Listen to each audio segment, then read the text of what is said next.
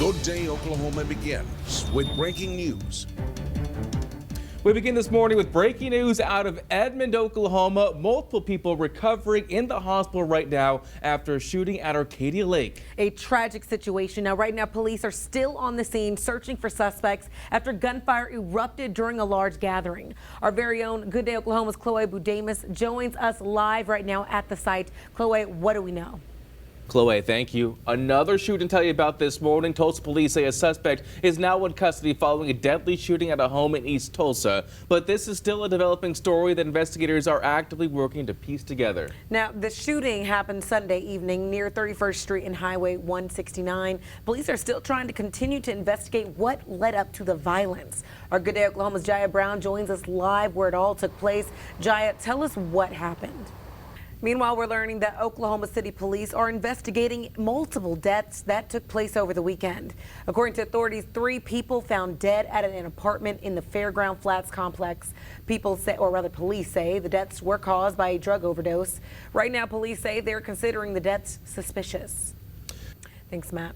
Now, let's talk about more national news because the average national gas price for a gallon of gas has risen 35 cents in the past week, according to AAA. Now, the national average clocked in at $4.45 a gallon on Sunday. That's up to $1.47 from the beginning of the war with Iran.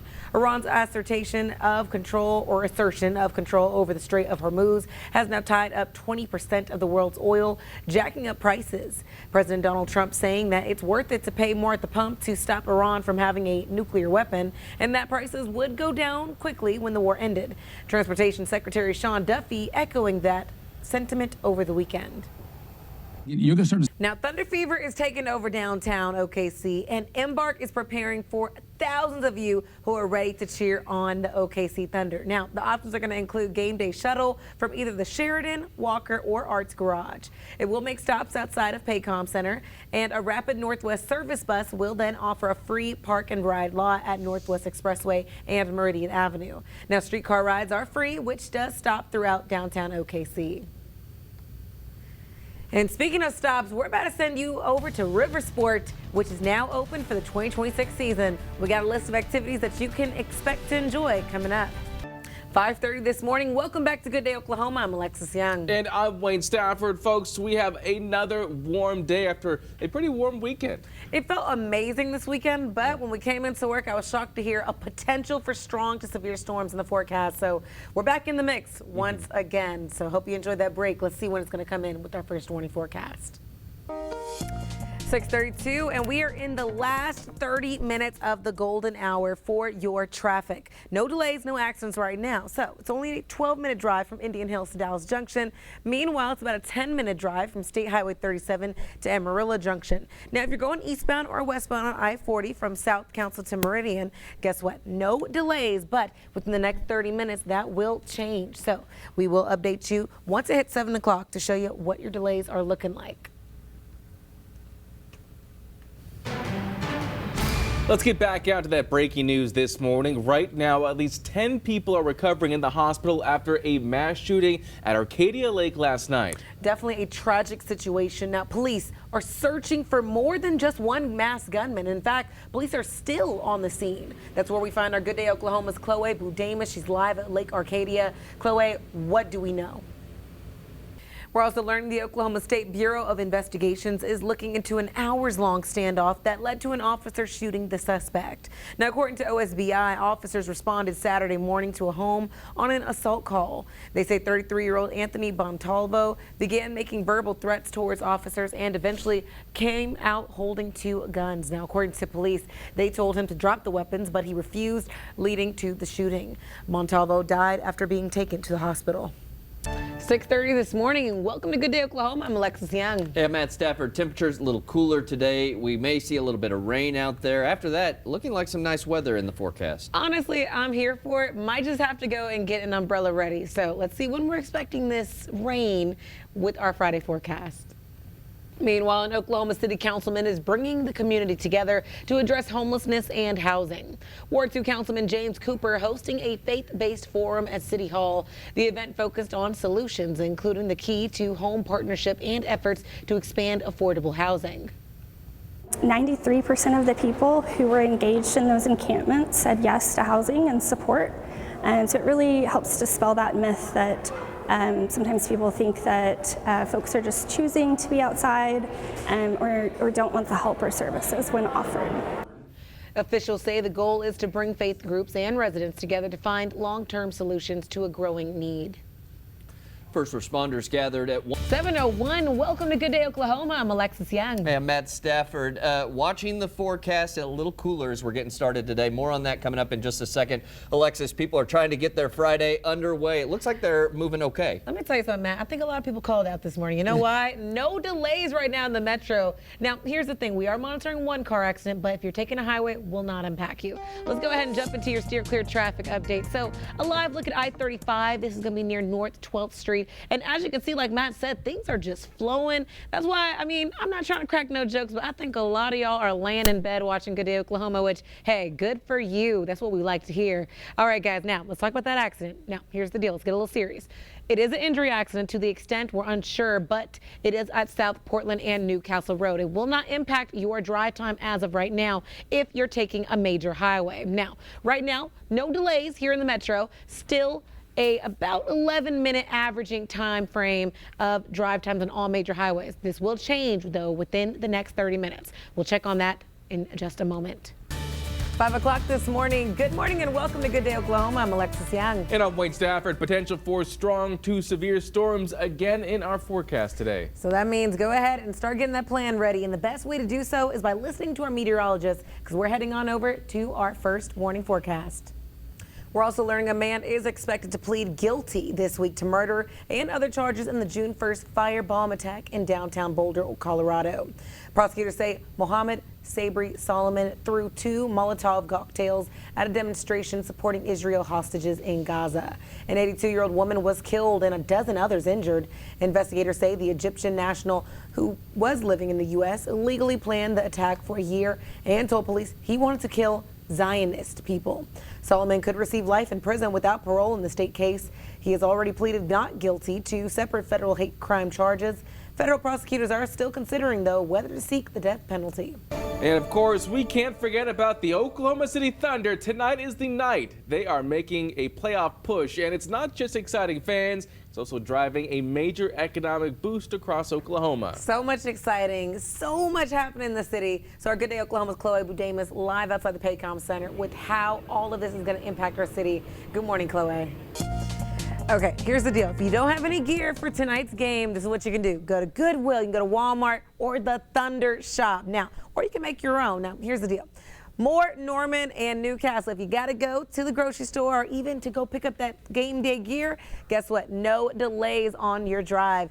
Indian Hills to Dallas Junction, 11 minutes. State Highway 37 to Amarillo Junction, 10. Yukon, eastbound and westbound on I-40 is no delays. Matt, thank you. Well, today marks the start of Tulsa Mayor Monroe Nichols' third round of Community Conversations, a series designed to connect directly with the people of Tulsa.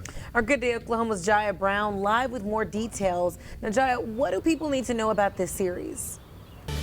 Well, good morning and welcome to Good Day Oklahoma. I'm Alexis Young. And I'm Wayne Stafford. A lot happening today, including the NBA playoffs here in Oklahoma City. We're faced off against the LA Lakers. A lot of people are excited for it. A lot of people downtown getting ready. We are about to get you guys hyped and prepared for game day, because here's the thing, right? So we can tie in traffic into this. Right now, things are pretty normal moving forward. We got some time before people start showing up. Bam. Wayne, you hit it on the nail. Traffic is going to look completely different once that game starts. So definitely be prepared for some delays once it starts to hit around that 4 p.m. hour. But for right now, we're taking a look at I-35 and North 12 for your Kalita Kia Steer Clear traffic update. Things are flowing. There are some delays, and I'll show you where. So my maps are indicating about a 19-minute drive from Indian Hills to Dallas Junction. Now, 11 minutes of that delay is coming from the Indian Hills to Northeast 27th area. What you can do is take Eastern or Western, then get to 27th Street and merge. You'll be fine. Just know there is an increase just north of State Highway 3 that is growing.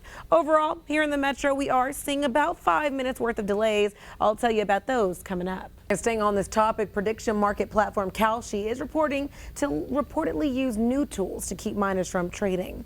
Now, Axios reports the tools include requiring all users to use facial recognition when opening the app, asking for selfies of users who are deemed high risk of problematic trading, promoting two-factor authentication, and a new feature that allows users to see if someone logs into their information.